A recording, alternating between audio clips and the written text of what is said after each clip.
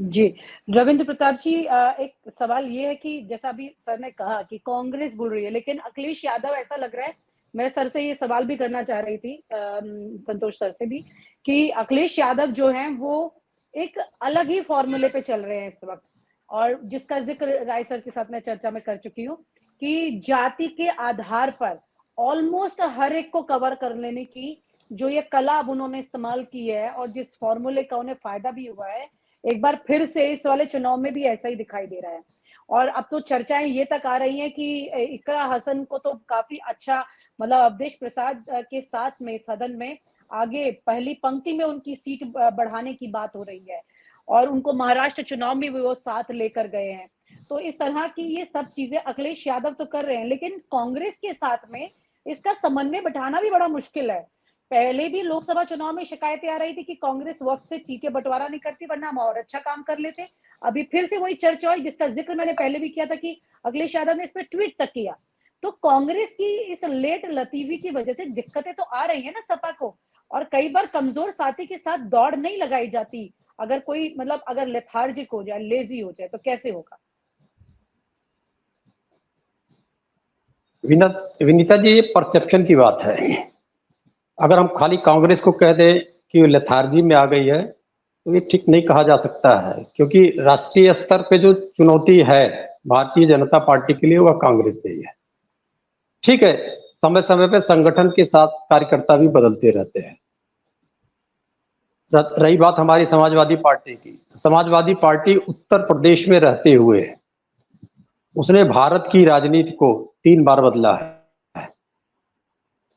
77 में हो, 89 में हो, या एक बार बीच में एक टर्म 80 में ऐसा आया। तो समाजवादी पार्टी जो, जिस आपने फार्मूला पूछा, जो फार्मूला पूछा उस वास्तव में नया नहीं है। वो फार्मूला गुरु गोरखनाथ जी भी चले थे, वही फार्मूला संत कबीर दास भी चले थे, वही फार्मूला माता सावित्रीबाई फुले चली थी, वही फार्मूला अंबेडकर, बाबा साहब अंबेडकर चले थे, वही फार्मूला मान्यवर कांसी राम चले थे, वही फार्मूला। भारत का एक बहुत बड़ा समाज है जो वंचित शोषित बन के रहा है। अभी डॉक्टर साहब कह रहे थे, तो जो समाज वंचित शोषित है उसके लिए इतने सारे महापुरुष खड़े हुए। उसके बाद जब 62 से माननीय नेताजी एक्टिव हुए चौधरी चरण सिंह साहब के साथ में, वो भी इसी समाज के लिए लगातार काम करते रहे। आज जो पिछड़े वर्ग के नेताओं का उपस्थिति है पूरे भारतवर्ष में, तो उसमें नेताजी का बड़ा कंट्रीब्यूशन है, लोहिया जी का और जयप्रकाश जी का। विचारों पे चलते हुए इस पिछड़े वर्ग के नेताओं को या दलित नेताओं को आगे बढ़ाने में या भारतीय क्षितिज पे लाने का श्रेय जाता है तो माननीय नेताजी को जाता है। मैं अपने आपके क्वेश्चन से हटके एक चीज कहना चाह रहा हूँ, क्योंकि भारतीय जनता पार्टी अपना परसेप्शन बनाने में सफल हो जाती है। भारतीय जनता पार्टी हिंदू धर्म की राजनीति करती ही नहीं है, वो केवल परसेप्शन बनाती है। वो उन्माद की राजनीति करती है, हिंदू धर्म का सहारा लेती है और हिंदू धर्म का सत्यानाश करने पे तुली हुई है। पहले तो उसने हिंदू धर्म का नाम ही बदल दिया, सनातन धर्म। मोहन भागवत ने कह दिया कि हिंदू धर्म के सारे ग्रंथों में छेड़छाड़ हो गई है, मतलब आप आरएसएस के मुख्यालय में बैठ के हिंदू धर्म ग्रंथ लिखे जाएंगे। फिर भारतीय जनता पार्टी के लोग कहते हैं प्रभु श्री राम अवैध संतान है, माता जानकी टेस्ट ट्यूब बेबी है। मुख्यमंत्री उत्तर प्रदेश कह देते हैं कि प्रभु बजरंगबली दलित जाति के थे। इस प्रकार का जो ये परसेप्शन ये सारी कुकर्म भारतीय जनता पार्टी कर रही है, लेकिन परसेप्शन क्या बनाई है कि हिंदुओं की राजनीति कर रही है। हम अगर इस चीज को सही बताना शुरू कर दें जनता में तो ये नैरेटिव खत्म हो जाएगा। अब जरा देख लें इसका लाभ क्या होता। कमजोरी होती तो हम 37 सीट पाते ही नहीं, या हमारा गठबंधन 43 सीट नहीं पाता। इसका ग्राउंड रिपोर्ट देख लेते हैं। ठीक है, 37 सीटें लोकसभा चुनाव में, लेकिन उसके पहले भी तो रिकॉर्ड रहा है ना। एक रिकॉर्ड, एक परिणाम से सारा रिकॉर्ड नहीं बनता, सारे रिकॉर्ड एक परिणाम के साथ में जुड़ते हैं, वो भी तो रहा ही है। अभी कांग्रेस की भी हम बात कर रहे हैं, हरियाणा में भी दिक्कतें आई, तो ये सारी चीजें तो लेकर चलेंगे ना भाई। कोई नहीं इतना बड़ा नैरेटिव बना के चल रहा है, दंगे करा लेता है, तो कहीं ना कहीं तो फिर विपक्ष की भी बात आती है ना। अखिलेश यादव लगातार ये बात बोल रहे हैं कि ठीक है ये लोग जानबूझ के दंगे करा रहे हैं, लेकिन ये परसेप्शन लोगों के जहन में आकर के वोट तक तब्दील हो, ये जिम्मेदारी तो आपकी हुई ना सर। मैं वही बताने जा रहा था आपको। इसका परिणाम क्या होता है, जो हिंदुओं का परसेप्शन बनाया उसका जरा आप वोटों में देखना चाहती थे, देख लीजिए।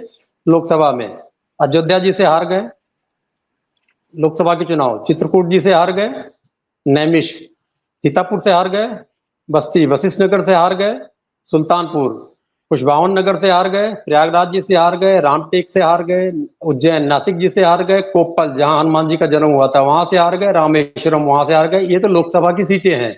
विधानसभा बद्रीनाथ जी से हार गए जहां उनकी सरकार है। तो अगर अगर उनका परसेप्शन एग्जैक्ट रहा होता, जैसा लोग हम मान के चले हिंदुओं की राजनीति करते नहीं है, सहारा लेते हैं, वो उन्माद की राजनीति करते हैं। लेकिन ये परिणाम से तो हम आंखें नहीं मोल सकते हैं ना। 7-8 वो हिंदुओं की जो प्रमुख तीर्थ स्थल है वहां से हार जाते हैं। उत्तराखंड में जहां तमाम प्रकार के जिहाद वहां का मुख्यमंत्री चलवा रहा है, वहां से बद्रीनाथ की सीट हार जाते हैं। तो अयोध्या जी से हार जाते हैं, जहां का उन्होंने अपनी पूरी राजनीति, जहां से उदय हुआ भारतीय जनता पार्टी का, तो वहां की सीट हार जाते हैं। तो भारतीय जनता पार्टी को अब अलग अलग वो क्या है, अमीबा की तरह अपना रूप बदलती रहती है भारतीय जनता पार्टी। तो जब जब अपना रूप बदलती है तब समाजवादी पार्टी ही खड़ी होती है, या समाजवादी लोग खड़े होते हैं पूरे भारतवर्ष से, और उस प्रकार की राजनीति के खिलाफ खड़े हो जाते हैं। तब उस प्रकार की राजनीति के नैरेटिव्स को बंद करते हैं। अब ये बातें लोगों ने बताना शुरू किया है तो लोग समझ रहे हैं। क्योंकि अगर सच मानिएगा तो जो हिंदू पुजारी है वो सबसे बड़ा पुजारियों का समूह ओबीसी है, जो चाहे 14 कोसी परिक्रमा हो चाहे प्रयागराज में जाती हो, ओबीसी है, दलित है। ये जो तथाकथित सवर्ण लोग हैं वो जाते तो नहीं है इन चीजों में।